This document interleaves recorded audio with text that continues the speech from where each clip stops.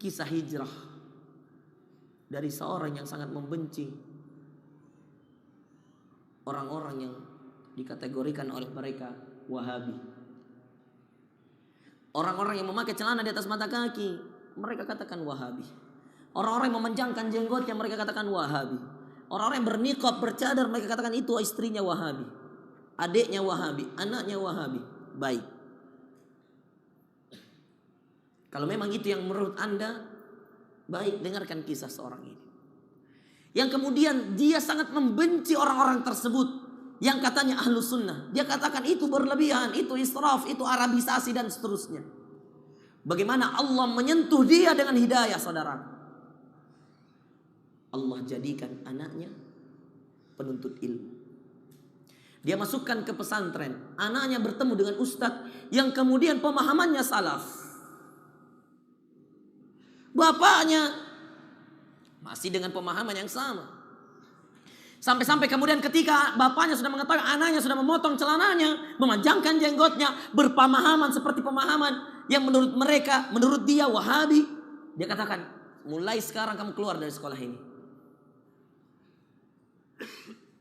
Anak tetap anak, sam'an wa ta'ah, dengar dan melaksanakan. Keluar. Anda tahu, lalu kemudian dimasukkan anaknya ke sekolah umum. Anaknya masuk, sam'an wa ta'ah, bakti saja kepada orang tua. Dia masuk sekolah umum yang perempuan laki-laki bergabung dan seterusnya. Dia ikuti dan dia menjadi ranking nomor 1 di sekolah dia. Sehingga akhirnya kemudian dia diutus oleh sekolahnya untuk perlombaan olimpiade. Dia ikut perlombaan mewakili sekolah dengan stylenya yang lama. Satu saja yang dia tidak ubah, satu saja yang dia tidak ikuti orang tuanya. Apa? Stylenya, pemahamannya. Gurunya jadi respect. Sebahagian temannya mengikuti. Bahkan dia membuat kajian. Dia membuat kajian di SMA-nya. Dia membuat kajian. Tidak segan-segan dia membuat kajian.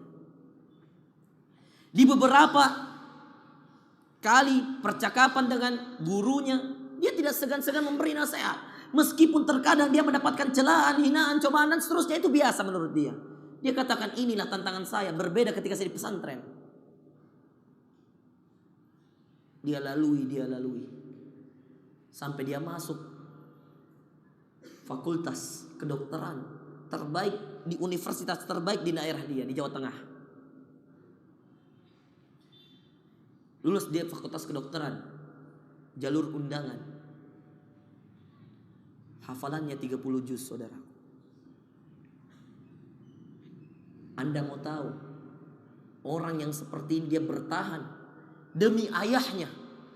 Bagaimana ayahnya tidak menangis ketika ayahnya mendapatkan anaknya lulus di fakultas kedokteran dan dengan style yang sama. Lalu kemudian ayah mengatakan, coba ajarkan aku sedikit saja apa yang kau ketahui tentang pendeknya celanamu, panjangnya jenggot. Belum menjelaskan, anak sudah menangis lalu mengatakan, jangan-jangan ini adalah pintu hidayah Allah untuk ayah. Dia bukakan hadisnya dalam Sahih Bukhari. Dia bukakan hadisnya tentang bagaimana celana yang di bawah mata kaki atau kain yang berada. Dia bukakan hadisnya. Dengan santun dia mengajar, dengan khas Jawa Tengahnya dia mengajar. Orang Solo. Dia cerita. Belum selesai satu hadis, ayahnya sudah menangis. Lalu kemudian ayahnya mengatakan, saya selama ini salah, nak. Belum selesai satu hadis. Di Sahih Bukhari. Sebelum dia buka jelaskan tentang hadis Sahih Bukhari, dia cerita panjang bagaimana perjalanan Imam Bukhari mengumpulkan hadis dan bagaimana pengakuan ulama tentang kesahihan, kebenaran hadis-hadis dalam Sahih Bukhari. Lalu kemudian ayahnya menangis. Belum masuk tentang masalah jenggot, baru tentang masalah kain. Ayahnya sudah menangis lalu mengatakan kepada, ajarkan aku agama ini, nak. Anak itu hanya mengatakan satu, ayah, agama ini adalah agama dalil. Sederhana saja ayah, ada dalilnya kerjakan, tidak ada tinggalkan. Semenjak itu, setiap kali ayahnya ingin melakukan sesuatu, dia menanyakan kepada anaknya, "Nak, saya mau begini, saya akan seperti ini, bolehkah? Adakah dalilnya, nak?" Anaknya langsung mengatakan, "Buka. Di Imam Bukhari dikatakan seperti ini, ayah. Hadisnya seperti ini, ayat Al-Quran mengatakan seperti ini, ayah." Maka kemudian setelah itu, saudaraku yang dimuliakan oleh Allah, justru ayahnya adalah orang yang sangat hati-hati dalam mengerjakan sesuatu.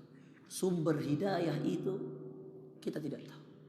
Terkadang Anda harus merelakan sesuatu yang Anda cintai untuk sesuatu yang lebih baik, karena Allah Maha mengatur. Anak yang tadinya sudah betah di pesantren masih ingin hidup di pesantren karena ayahnya yang tidak senang dengan dakwah tersebut mencabut dirinya. Dia kalau mau berontak, apa gunanya? Akhirnya tidak berbakti kepada orang tua dan tidak mendapatkan keridhaannya. Dia mengalah. Dia tinggalkan pesantren, ustadz-ustadz yang dia cintai demi sebuah perubahan. Dan Anda tahu, perjalanan dia tidak mudah. Dia harus masuk SMA 3 tahun di sana, berikhtilat dengan wanita. Bagaimana sulitnya dia memahamkan orang-orang. Di saat yang lain celananya menjulur ke bawah, di saat yang lain tidak berjenggot. Anda bisa pahami bagaimana susahnya orang bertahan di keadaan seperti itu. Alumni pesantren masuk SMA umum, bayangkan bagaimana keadaan. Tidak terhitung berapa banyak cobaannya, berapa banyak caci makiannya. Bertahan sampai kemudian orang mengakui siapa yang baik, siapa yang buruk. Kecerdasan itu lahir bukan hanya karena kepintaran yang engkau bawa dari lahir, tetapi kecerdasan itu lahir karena ketakwaanmu. Wattaqullaha wa yu'allimukumullah. Bertakwalah kepada Allah, kata Allah dalam Al-Quran, maka Allah akan mengajarimu. Jadi kalau Anda ingin tahu bagaimana caranya menyelesaikan masalah, bertakwa. Selesai masalah. Selesai urusan duniamu, kelar urusan akhirat.